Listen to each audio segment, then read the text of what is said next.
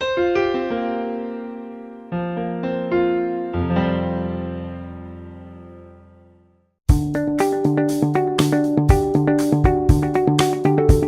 I'm Bill Stanczykiewicz, and this is the first day from the Fundraising School. Today, we're literally looking across the world as international philanthropy continues to grow, not just in individual countries, but here in the United States, as dollars are being raised for other international locations. There is a new report that has come to the Lilly Family School Philanthropy that you can use to be fully aware about international philanthropy and fundraising, and that you can use for your fundraising planning. Our guest is Dr. Una Osley. She is the Associate Dean of the Indiana University Lilly Family School of Philanthropy. She also is the director of our college's research efforts. And Una, thanks so much for being with us here on the first day from the Fundraising School. The Global Philanthropy Index, what is this resource? Thank you, Bill, for having me. There are two projects that are under this umbrella of the global indices. The first one is the Index of Global Philanthropy and Remittances. It's a mouthful, but it looks at the landscape of global philanthropy. How much is being raised globally, and how does that vary across countries? How does it compare to other kinds of private flows, for example, foreign direct investment or official development assistance?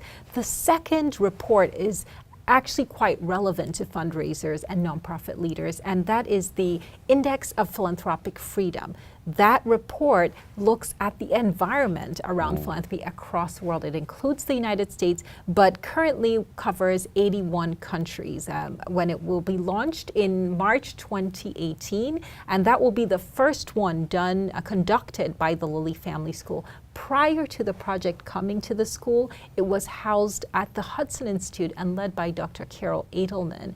And the project, both of them were pioneering research efforts to actually start to understand what philanthropy looks like from a global perspective, as well as drilling down into countries, especially emerging economies, to understand what the environment looks like, what the laws look like around philanthropy, the constraints that donors and other government agencies may face in transferring money into countries, cross-border flows, but also the kinds of incentives that exist to give in those different environments. In that first segment, you talked about international philanthropy and remittances. Can you go a little deeper on both of those subcategories? Absolutely. So remittances are the transfers that migrants send back to their home countries. And what most people do not know is that these flows have also increased over time. At the same time that we've had global philanthropy grow, we're seeing even more growth over the past 2 decades in migrant remittances as more people live in countries other than their countries of birth. They maintain economic ties with their home countries. This is important for many fundraisers to actually understand that many U.S. immigrants may be giving not just money, but also sending in-kind transfers to family members or communities outside of the U.S. So they may maintain strong economic ties with their place of birth. And this is not just true for first generation immigrants, but could include second generation immigrants and diasporas more broadly. And Una, with that first subcategory of international philanthropy, are we looking at the migrants who've moved to the States and then also are supporting nonprofits back in their home countries? Or is this also fundraising efforts in the States that support international efforts? So I think of somebody who might be supporting World Vision as an international nonprofit that works all over the world. Is that who we're talking about here? Or are we talking more about, I think about a group that we've worked with at the Fundraising School, where our Jewish neighbors here in the States raise money to send back to Israel. What are we meaning here by international philanthropy? So when we talk about international philanthropy, we're talking about two very distinct types of flows. The first is perhaps one that is probably the largest set of flows, and that's transfers that are contributions that U.S. citizens or U.S. residents make to nonprofits based here in the U.S. but under an international umbrella. Okay. So those are registered 501c3 organizations serving a global context, and that could include UNICEF, it could include World Vision, many organizations, Doctors Without Borders would be another example. The difference there, or the distinction there, is that when you give to a World Vision, it's a registered 501c3 charity, so you receive a charitable ability to deduct Right. your charitable contributions. Now, if you give to a nonprofit based in Haiti or not registered here in the U.S., or an organization based in Ghana or in China or anywhere in the world that is not a U.S. registered 501c3, the donor doesn't have the ability to get a tax incentive. But what we're seeing is that many donors are giving to U.S. registered charities, but they're also supporting causes outside the U.S. because it's easier than at any other time in our history to click on a mouse or to go to a website or even on your phone to make a donation to a nonprofit anywhere in the world. So we're seeing both of those flows. It's much harder as a researcher to track the flows that are taking place where someone supports a nonprofit, say in Sudan, South Sudan, or in Egypt, because if that isn't captured on the tax form or through that nonprofit's record, we have no way of tracking it.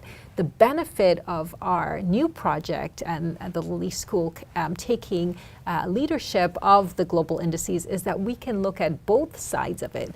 Gifts that are coming within the U.S. to registered U.S. charities, but we can also look at it from a global context. Those cross-border flows where U.S. residents are supporting charities in other countries, will be able to study them, but from that country's perspective as well. So this Global Philanthropy Index is more comprehensive than ever before in helping us understand international philanthropy. One of the questions I have for you is, what trends are we seeing overall, whether it's from this index or from Giving USA? What is happening related to international philanthropy? Taking this at the broadest level possible, it's important to note that U.S. residents, U.S. households are more engaged in global philanthropy than at any other point. We've seen over time, specifically from Giving USA, international philanthropy become one of the fastest growing segments of the philanthropic landscape.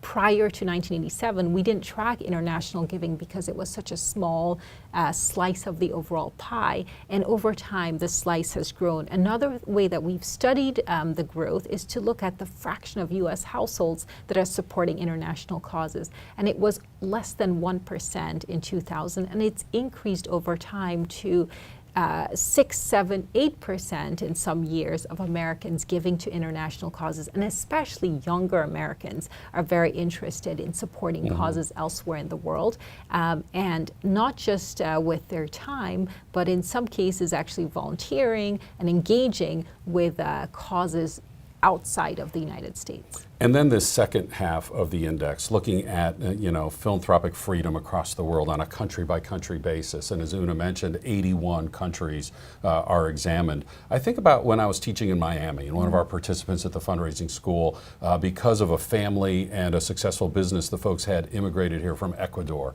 They had asked him to start a school in Ecuador for low-income residents there. It would seem to me, if I'm thinking about being a nonprofit active in an international location, certainly all of the trends about international giving are important, but I also need to have a sense of what is the landscape in the nation I'm serving, and it sounds like this philanthropic freedom aspect of the index can help guide me there. Is that correct? Yes, I think for many fundraisers and nonprofit leaders, this will be a very useful tool and resource. And it may be because you have a donor in that country and you want to find out, well, how do I help this donor or support this donor in making their gift?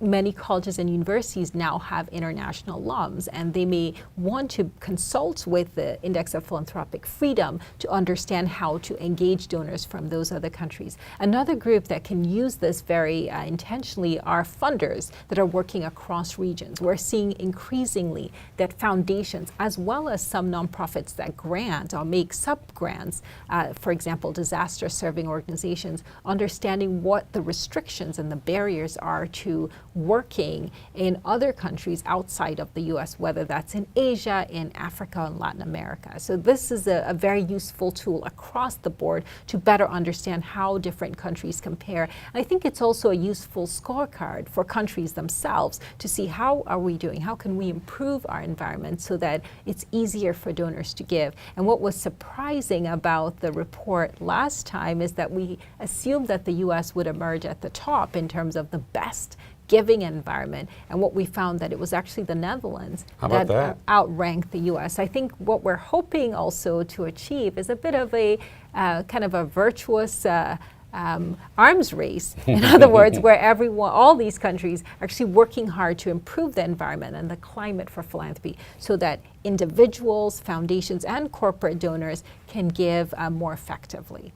So that's an opportunity for us as fundraisers, certainly to raise money for our nonprofits, as well as what that means across the world and comparing nations to each other. The Global Philanthropy Index is available on our website at philanthropy.iupui.edu. In fact, all of our research is available there, as well as information about the Fundraising School, our public courses, our webinars, our scholarships, and other resources that you can use to strengthen your fundraising skills. I'm Bill Stanczykiewicz, and you are up to date on this first day from the Fundraising School.